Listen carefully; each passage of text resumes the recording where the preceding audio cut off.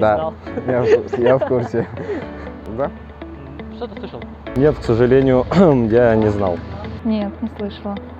Я знаю, что 30 июля – Международный день дружбы. Да, мы учимся в одном универе, Вестминстерский университет. Ну, собственно, познакомились, когда было это, в начале 2019 года, когда этот человек впервые... 2018, да, 2018. Да, когда он впервые приехал сюда, в Ташкент. Я из Анжан, он из Самарканда. Были в общежитии, вот там и познакомились. Считать надежным другом, как это значит открыться ему, то есть положиться в любой момент. И ну, человек, реально, которого вы когда посмотрите, вы знаете, что это близкий как бы человек. Это, ну, как бы, не знаю, как-то такие ассоциации. Согласен.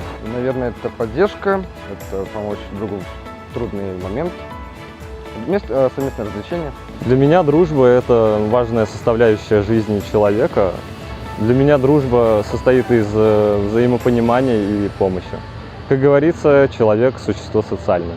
Мне кажется, прежде всего это забота о человеке, который близок к тебе по духу и по мыслям.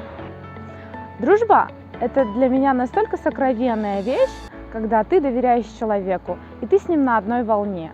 Это, конечно же, для меня дружба. Это важно. Потому что должен всегда быть человек, который будет поддерживать, либо будет трудные ситуации, как бы. Да, поддерживать именно, когда и проблемы, эмоциональные с точки зрения тоже.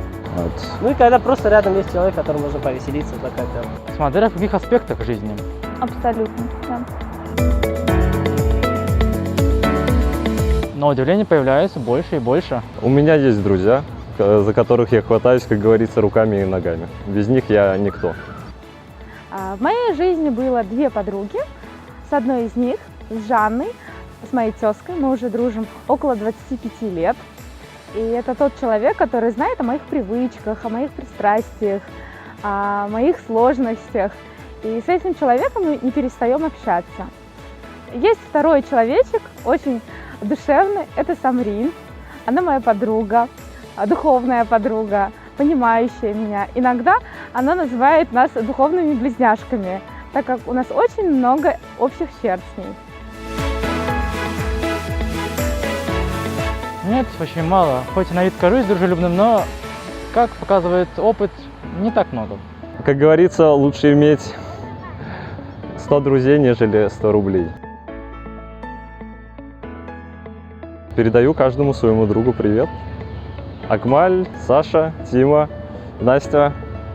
В общем, всем своим друзьям я передаю привет. Передаю привет своему другу Рустаму, который сейчас находится в Ташкенте, но скоро будет жить в Казани. Передаю своим друзьям приветы.